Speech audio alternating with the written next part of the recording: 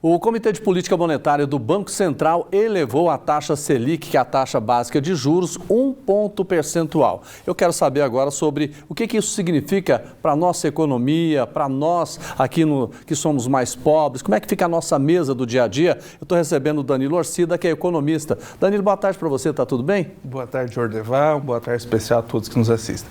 O que isso significa para a gente? Olha, significa que o consumo financiado está mais caro.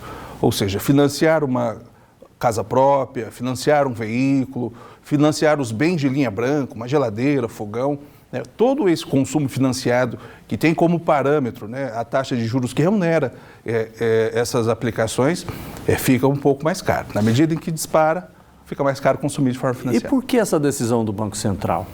Olha, a decisão do Banco Central, nós chamamos tecnicamente de política monetária. É uma forma de conter a inflação. Como fica mais caro, né, esse consumo financiado, de certo modo você retrai um pouco o consumo e ajuda a conter a inflação.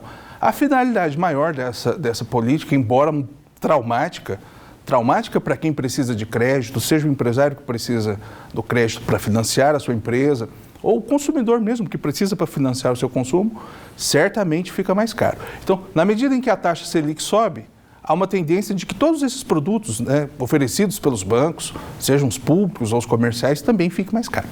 Quando a gente fala assim, financiamento, vamos imaginar o financiamento de uma casa, financiamento de um carro, isso fica mais caro? Fica mais caro. E é importante notar, Jordeval, que quando falamos de casa, carro, normalmente são compromissos financeiros de longo prazo. E isso pode comprometer a vida da pessoa por um longo período.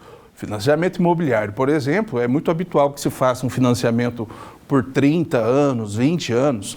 Então, é muito importante ter atenção a esses encargos que vão incidir a esse cenário de alta de taxa de juros, porque isso, de fato, pode, em especial nesses financiamentos de longo prazo, no produto final desse financiamento, representar uma grande dívida.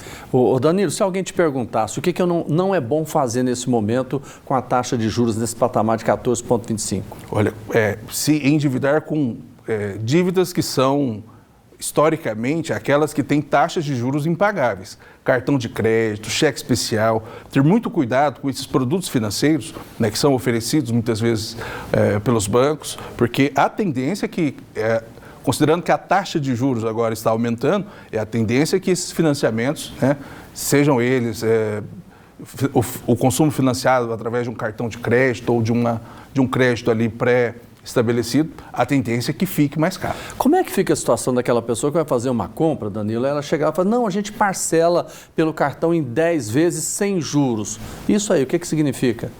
Significa que ela vai pagar o principal, que é o valor daquele produto, e embutido naquele preço final há esse custo da taxa de juros. Então tem taxa, tem juros. Sempre. O consumo financiado, seja pela modalidade que for, crédito direto ao consumidor, ou um empréstimo consignado, ou um cartão de crédito, ou um cheque especial, todas essas modalidades que tradicionalmente são as principais operações dos bancos comerciais, todas essas operações têm taxas. Eu digo quando você compra, o dono, o empresário fala, não tem juros, a gente parcela em 10 vezes. Esse preço, muitas vezes, ele já está embutido ali ao longo desse tempo, mas certamente a taxa de juros ela compõe, em grande parte, quando falamos de um consumo parcelado.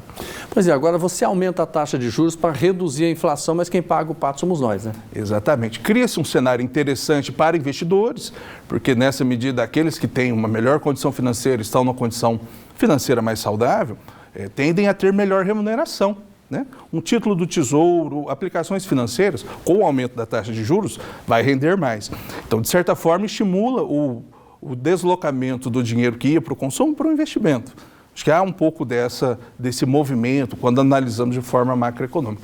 Enfim, essa é a finalidade, né, dessa política econômica, que é, de certo modo, traumática, em especial para quem precisa de crédito, para quem precisa financiar. E quando a gente fala de política econômica, os economistas, as pessoas pensam lá na frente, né? Há a possibilidade de aumentar ainda mais essa taxa?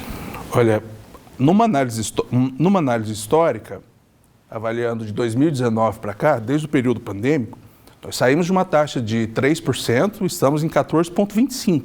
Então, seguimos numa crescente, né?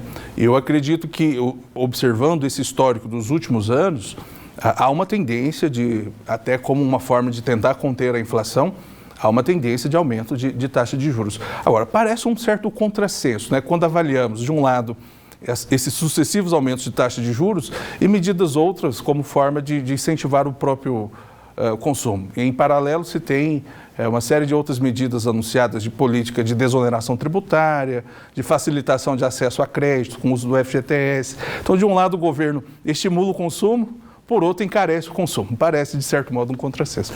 Danilo Orsido, obrigado pela sua participação. Boa tarde para você. Boa tarde a todos, uma excelente semana.